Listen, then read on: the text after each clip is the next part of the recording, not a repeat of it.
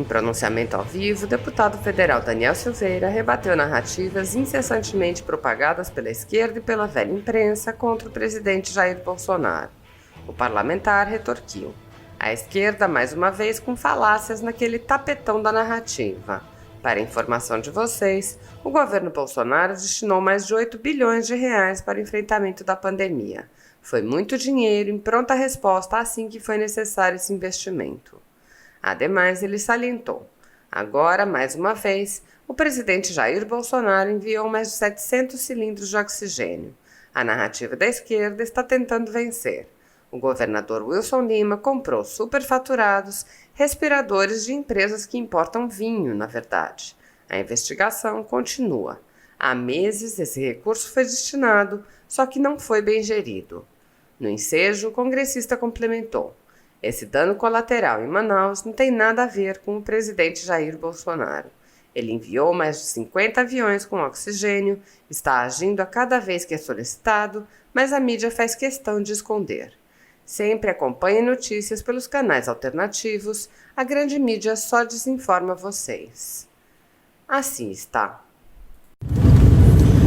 Fala pessoal, boa tarde. Tô aqui em Cabo Frio, né, agora, saí aqui, tô na região dos Lagos correndo alguns municípios aqui em reuniões com os prefeitos e tenho visto aí as notícias sobre Manaus, né, o tempo todo a esquerda mais uma vez com aquela falácia que eles sempre levantam, né, sempre aquele tapetão da narrativa.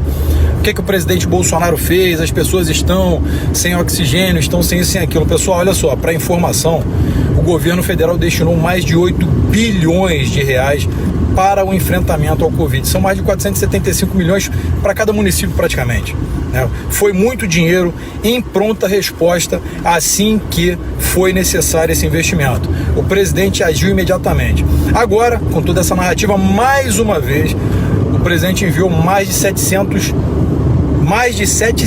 cilindros de oxigênio e também mais de 5 mil metros cúbicos, de oxigênio líquido para Manaus. Tá? Antes alguém fala que eu estou dirigindo, não estou dirigindo, estou aqui no carona. E a narrativa da esquerda está tentando vencer, né? Falando que o presidente não agiu e tudo mais. Eu vou remontar para vocês. O governador Wilson Lima, de Manaus, ele teve a prisão pedida pela Polícia Federal. Fiz uma live ontem, né? Na verdade foi hoje, já passava de meia-noite, a respeito desse assunto. Ele comprou superfaturado respiradores de empresas que importam vinho, na verdade. E a investigação segue, né, com desvio de verba para contas de pessoas jurídicas no estrangeiro. E há meses esse recurso foi destinado, só que não foi bem gerido. Se você não faz o gerenciamento dessa crise lá no início, evidentemente que passando o tempo você vai ter algum tipo de dano colateral. E esse dano colateral em Manaus não tem nada a ver com o presidente Bolsonaro, porque imediatamente ele colocou verbas, assim que necessário, e continua, mandou mais de 50, né?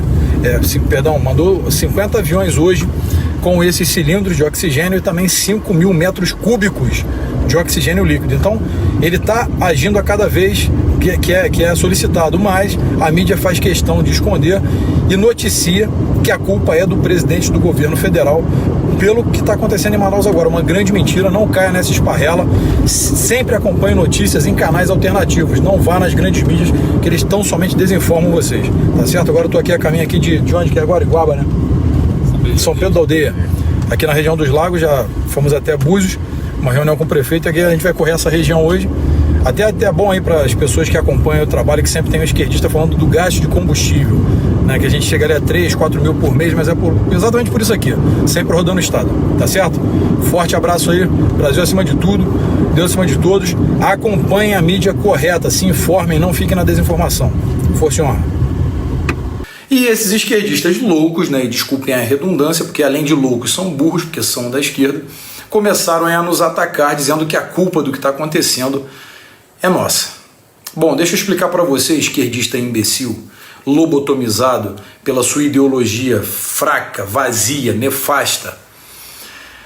O governador Wilson Lima, ele já teve a prisão pedida pela Polícia Federal por desvios de verbas federais, inclusive, que foram destinadas ao combate à epidemia.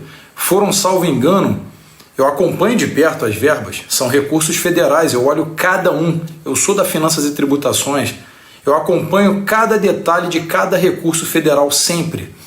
Salvo engano, para Manaus foram 250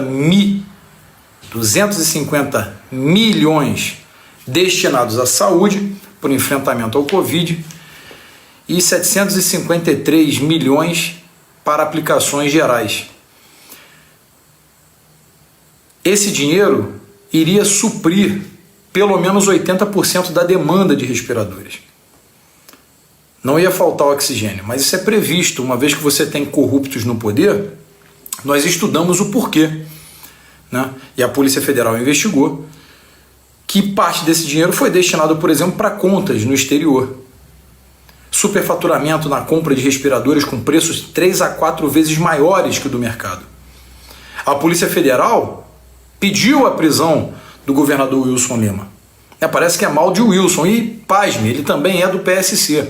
Teve aqui o Wilson Witzel aqui no Rio e o Wilson Lima lá em Manaus, ambos do PSC, Partido Social Cristão. Ele é cristão, inclusive, radialista, mas está envolvido em um esquema de corrupção gigantesco. Isso já é previsto. Se você destina a verba e lá atrás eles superfaturam, não equipam seus hospitais, não preparam o seu pessoal para a grande demanda que pode vir a acontecer, é claro que vai dar merda lá na frente. Então, antes de qualquer imbecil da esquerda vir falar, entenda o que está falando. Não haja como um louco lobotomizado pela mídia. Vocês não vão me vencer nunca no tapetão da narrativa. Jamais.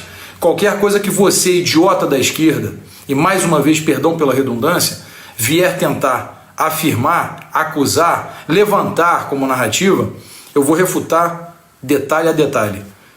Repito para vocês, lá atrás, bem lá atrás, no início, o governo federal destinou 250 milhões para o enfrentamento ao Covid e 753 milhões para aplicações gerais.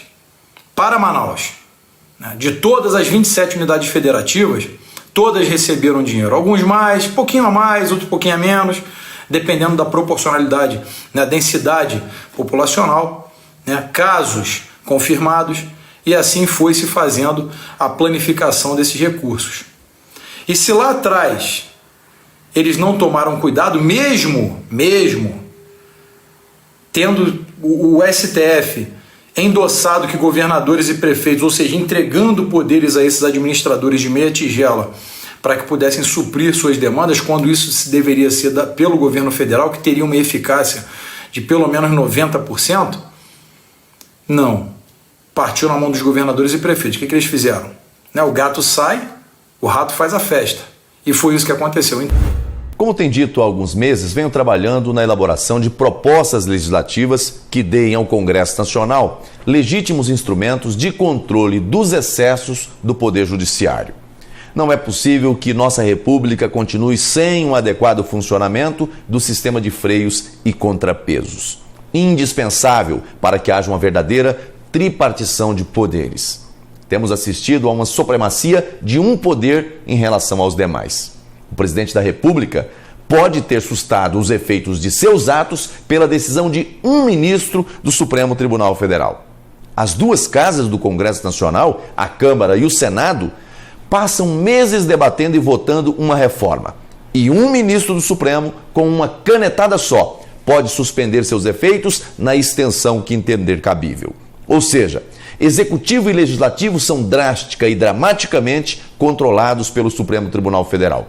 Enquanto que ele, o STF, parece não poder ter seus atos sequer analisados à luz da Constituição Federal. Isso não é democracia. Isso não é tripartição de poderes. Isso não é sistema de freios e contrapesos. E mais, o Supremo pode instaurar um inquérito, ordenar buscas e apreensões e prisões em flagrante violação ao sistema acusatório, e isso ainda é tido como constitucional por 10 de seus ministros. O país inteiro assiste estupefato à violação de regras constitucionais básicas e ninguém pode fazer nada. Os prejudicados resolveram recorrer a um órgão internacional, a Corte Interamericana de Direitos Humanos, Ou seja, chegamos ao ponto de admitir que não temos no ordenamento jurídico brasileiro um correto funcionamento do sistema de freios e contrapesos. Precisamos buscar socorro no exterior. Aqui existem freios sim e muitos, mas somente para o executivo e legislativo. Mas não existem freios para o judiciário. Existe a figura do impeachment de ministros, mas isso não é o mesmo que freio ou contrapeso em relação ao poder judiciário. Enquanto o Supremo e todo o Judiciário exercem corretamente a autocontenção, ou seja, enquanto reconhecem e respeitam os limites postos pela Constituição, não é preciso cogitar qualquer controle externo. Mas quando esses limites são rompidos, a Constituição Federal precisa prever mecanismos de contenção, porque o poder pertence ao povo, à nação brasileira, e não ao presidente da República, aos congressistas ou aos ministros do Supremo. Todo o poder emana do povo. É o que proclama a Constituição Federal. No inciso 5 do seu artigo 49, a Constituição diz que o Congresso Nacional tem competência para sustar atos exorbitantes do Poder Executivo, mas nada diz sobre o Poder Judiciário. Isso não é razoável. Por causa disso, apresentei no dia 25 de junho uma proposta de emenda à Constituição a fim de garantir ao Congresso Nacional o poder de sustar atos e decisões também do Poder Judiciário, quando extrapolar sua competência e invadir atribuições dos demais poderes e instituições da República. Não queremos, obviamente, limitar as competências constitucionais do Supremo, mas impedir que o Judiciário continue sendo um superpoder. Assim como o Executivo e o Legislativo, o Supremo também precisa estar sujeito a controle para que não extrapole suas competências. A PEC que apresentei precisa de 27 assinaturas para tramitar. Quero agradecer aos senadores que já assinaram. Senador Everton, Girão, Omar Aziz, Lucas Barreto, Eumano Ferrer, Haroldo de Oliveira e Zequinha Marinho. E pedir que os demais senadores apoiem para que possa entrar em tramitação. Vozes contrárias certamente surgirão, mas hoje há uma clareza nacional da urgente necessidade de construir em nossa República um sistema de freios e contrapesos que seja completo, para que a tripartição de poderes funcione de verdade. Deus abençoe você, Deus abençoe o Brasil.